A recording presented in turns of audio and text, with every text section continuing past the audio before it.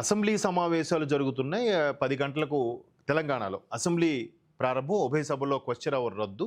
ఇది పెద్ద న్యూస్ కాదు. కానీ దీంతో పాటు సోషల్ మీడియాలో వైరల్ అవుతున్న అంశం ఏంటంటే, ఇక్కడ సభ ప్రారంభించేటప్పుడు వందే మాతరం ఏదైతే పాడుతారో ఆ వందే మాతరం పాడుతున్నప్పుడు ఒక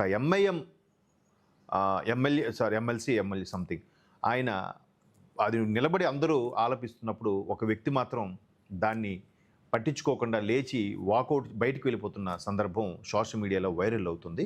దానికి సంబంధించి ఇక్కడ ఒక వార్త రాలేదు, కానీ మనం సోషల్ మీడియాలో వైరల్ అవుతున్న అంశంపై కూడా మనం ఇక్కడ ఒకసారి చర్చించుకుందాం.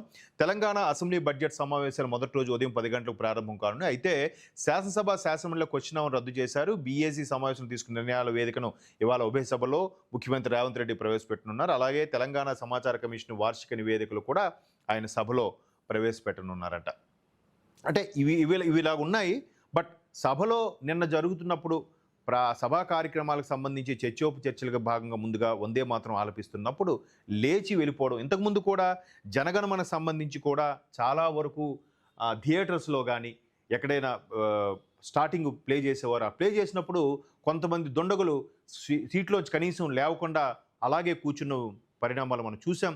చాలామంది వాళ్ళని ప్రతిఘటించారు. కొంతమంది వాళ్ళ మీద చేయి చేసుకోవడం కూడా జరిగింది. దేశానికి అవమానకరం అన్నట్టుగా కూడా ప్రవర్తించారు. కానీ వాళ్ళు పర్టికులర్గా ఒక వర్గానికి చెందిన వాళ్ళు అని కూడా విమర్శలు ఉన్నాయి. ఇక్కడ కూడా పర్టికులర్గా కొన్ని వర్గాలు అసలు జాతీయ పతాకం ఎగరవేయరు, ఒకవేళ ఎగరవేసిన జనగణమనకు పాడరు అనే విమర్శలు కూడా ఉన్నాయి. రీసెంట్గా జనగణమనకు సంబంధించిన ఏదైతే 100 ఏళ్ళు జనగణమనకు సంబంధించి 100 ఏళ్ళు మనం పూర్తి చేసుకున్నామో ఆ 100 ఏళ్ళకు సంబంధించి జనగణమనలో కొన్ని కీలకమైన పాయింట్స్, అంటే సరస్వతి మాత విద్యకు సంబంధించి కానీ దుర్గామాత ధైర్యానికి సంబంధించిన వచ్చే లైన్లకు ఏవైతే ఉన్నాయో అవి అప్పటి ప్రభుత్వం మొట్టమొదటి ప్రధాని దానిపై సునిశ్చితంగా పరిశీలించకుండానే తొలగించారు. కేవలం ఒక వర్గానికి ఫేవర్గా ఉండడం కోసమే తొలగించారనేది మొన్న రీసెంట్గా పార్లమెంటు సమావేశాల్లో కూడా ఎన్డీఏ భాగస్వామ్య పక్షాలు ఎలుగెత్తి చాటే దానికి ఇండియా కూటమి కూడా ఖండించింది, ప్రతిఘటిస్తూ వస్తోంది.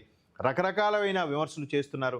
బట్ అది అసలు జనగణమన మాత్రం ఉంది. దాన్ని అన్ని ప్రధాన పత్రికలు కూడా ఆ రోజు మనం ఇదే వేదిక మీద, ఇదే ఏటీ పల్స్ వేదిక మీద మనం చర్చించుకున్నాం. అలాగే ఇప్పుడు వందే మాతరంకు సంబంధించి ఏదైతే మనం మన తరానికి మన దేశానికి వందే మాతరం చెప్తున్నామో దానికి సంబంధించి పాడుతున్నప్పుడు కూడా ఆ వ్యక్తి లేచి వెళ్ళడం అనేది సర్వత్రా నిరసనకు వ్యక్తమవుతుంది. మీరు సోషల్ మీడియా వేదికలో ఒక్కసారి దానిపై కొట్టి చూస్తే అది ఎంత హల్చల్ చేస్తోంది.